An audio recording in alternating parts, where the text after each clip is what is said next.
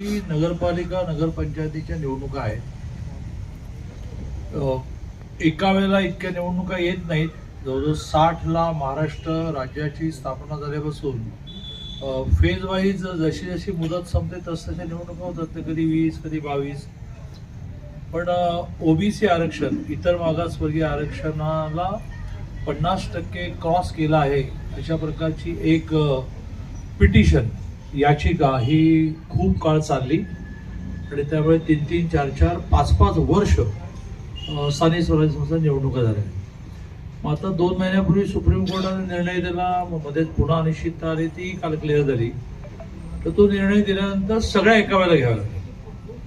त्यामुळे आता नगरपालिका नगरपंचायती सुद्धा 280, मग महानगरपालिका सुद्धा 30, मग जिल्हा परिषदा सुद्धा 36, सगळ्या एका वेळेला होणार.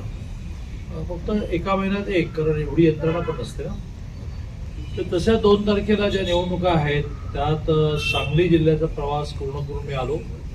काल जत, आटपाडी, तासगाव आणि विटा अशा 4 शहरामध्ये माझा खूप सघन प्रवास झाला. म्हणजे सभाही झाल्या, भेटीगाठी झाल्या, पत्रकारांशी भेटणं झालं.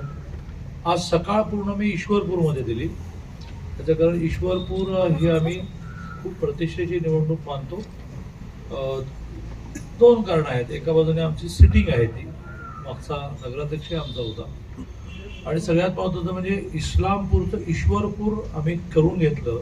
केंद्रातून गॅझेट झालं. यानंतरची पहिली निवडणूक, त्यामुळे अनेक वर्षाची मागणी त्या शहराची मान्य झाली आहे. तर या शहराने भरभरून मतं दिली पाहिजे. म्हणून मग उद्याची सभा सुद्धा प्रत्येक जिल्ह्यामध्ये एकच होणार देवेंद्रची, कारण 36 जिल्ह्यात जरी तरी जायचं म्हटलं तरी 36 सभा आहे. तर उद्या कोल्हापूर जिल्ह्यात एकच चंदगड, सांगली जिल्ह्यात एकच ईश्वरपूर. तर आज सकाळी ईश्वरपूरकडून आलो. आता जयसिंगपूर पूर्ण झालं, शिरोळ, कुरुंदवाड, हातकणंगल्यामध्ये एक सभा करून मी कोल्हापूरला जाईल. खूप चांगलं चित्र आहे. 256 शहरामध्ये डायरेक्ट बीजेपीच्या कमळावरचं किंवा एखाद्या ठिकाणी कमळ चिन्ह बाकी सहयोगी पक्षांमुळे घेता आलं नाही, आघाडीचं घ्यावं तर आघाडीवर, असं 256 ठिकाणी नगराध्यक्ष आहेत. म्हणजे जसं शिरोळ आहे तिथे बीजेपीचाच उमेदवार आहे, पण तो ताराणीच्या आघाडीवर आहे, चिन्हावर आहे. लोकल काही आवश्यकता होती.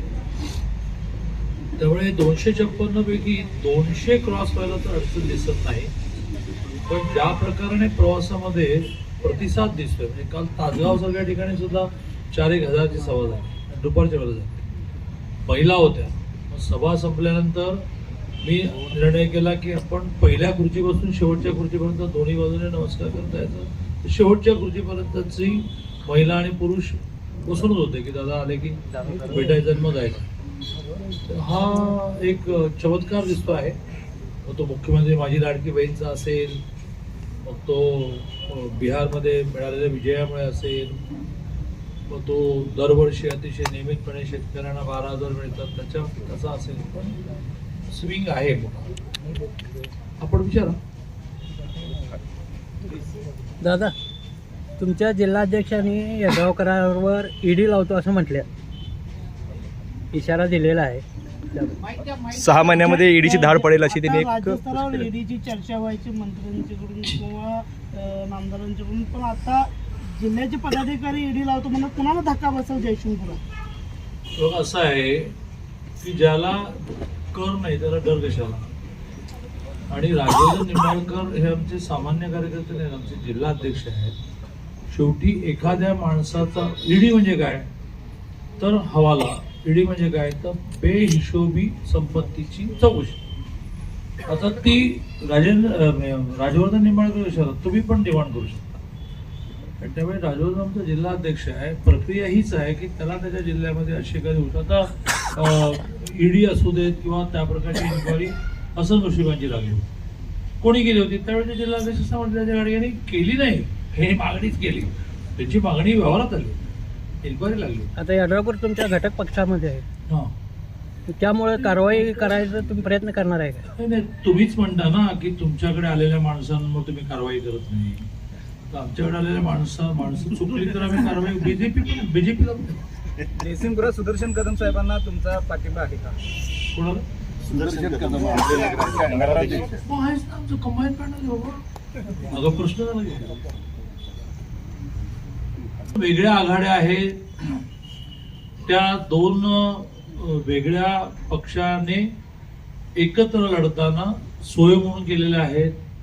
त्यामुळे जयसिंगपूर विकास पॅनलच्या कपबशी व कपाट चिन्हावर ती निवडणूक लढवतो. त्याच्यामध्ये भारतीय जनता पार्टीची बॅकग्राऊंड असणारे 12 जण आहेत, ते कपाट चिन्हावर लढवत आहेत. आणि राजू शेट्टींचे पण आहेत आणि गणपतरावांचे पण आहेत. त्यामुळे नगराध्यक्ष जो आहे तो आमच्या सगळ्या दोन्ही मिळून आघाडीचा आहे. काँग्रेस तुमच्या सोबत आहे. काँग्रेस सोबत आहे, काँग्रेसचे नेते सोबत आहेत. काँग्रेस सोबत आहे किंवा म्हटलं असतं आपण की काँग्रेस त्यांना मिळालेल्या जागेवर हात चिन्हावर लढवलं असतं. ही एका अर्थाने लोकल लेवलला ज्यावेळेला मोठ्या लोकसभा विधानसभा निवडणुका होतात तर स्थानिक कार्यकर्त्याची आवश्यकता पाहून काही परवानग्या द्याव्या लागतात. आता इथे खरं म्हणजे तुम्ही ज्याचा उल्लेख केला की वडगाव तुमचं महायुतीमध्ये आहेत, तर मग महायुतीत आहेत तर त्यांनी सगळ्यांना सामावून घ्यायला पाहिजे होतं. माधवराव गाडगेंनी पहिला प्रयत्न हाच केला, राजवर्धन निंबाळकरने पहिला प्रयत्न हाच केला, एकत्र लढू. जागा आमच्या क्षमतेप्रमाणे कमी जास्त होतील, तुम्ही आमदार आहात, पण त्याने आग्रह धरला किंवा सगळ्यांनी माझ्या आघाडीवर लढायचं. हे काही शक्य नाही. आम्ही एक नॅशनल पॉलिटिकल पार्टी एकाच चिन्ह. हां, म्हणजे त्यांच्या माझ्या आघाडीमध्ये माझ्या चिन्ह. आपण म्हटलं नाही हे शक्य होणार नाही, पण ते समजा असं झालं असतं. आता तुम्हाला उदाहरण द्यायचं झालं तर मुरगुडचं देतो. मुरगुडमध्ये शिवसेना BJP असं एकत्र पॅनल आहे, संजय मंडलिकांचं आणि आमचं. तर त्याच्यामध्ये शिवसेनेचे जेवढे आहेत ते धनुष्यबाणावर आहेत आणि BJPचे जेवढे आहेत ते कमळावर आहेत. तिथे तर गंमत अशी आहे की आमचे नेते प्रवीणसिंह पाटील यांची बायकोच एलिजिबल आहे निवडून यायला, कारण प्रवीणसिंह पाटील नगराध्यक्ष होते आणि प्रवीणसिंह पाटीलचे वडील पण नगराध्यक्ष होते. पण दोघांमध्ये मिळून तह असा झाला की तुमच्याच पत्नीला करू, पण धनुष्यबाण चिन्हावर लढवा. ताटात काय वाटीत काय. तर आमची अतिशय चांगली सहज निवडून येणारी उमेदवार धनुष्यबाण चिन्हावर दिली. याला म्हणतात समन्वय. आता इथे जर समन्वय असा असेल की माझ्या आघाडीवर लढा, माझ्या चिन्हावर लढा, एवढ्याच लढा तेवढ्याच लढा, मग शेवटी आमचंही शिरोळ तालुक्यात काम आहे. शिरोळची नगरपालिका गेल्या वेळेला आम्ही केवळ 38 मताने 33 मतं.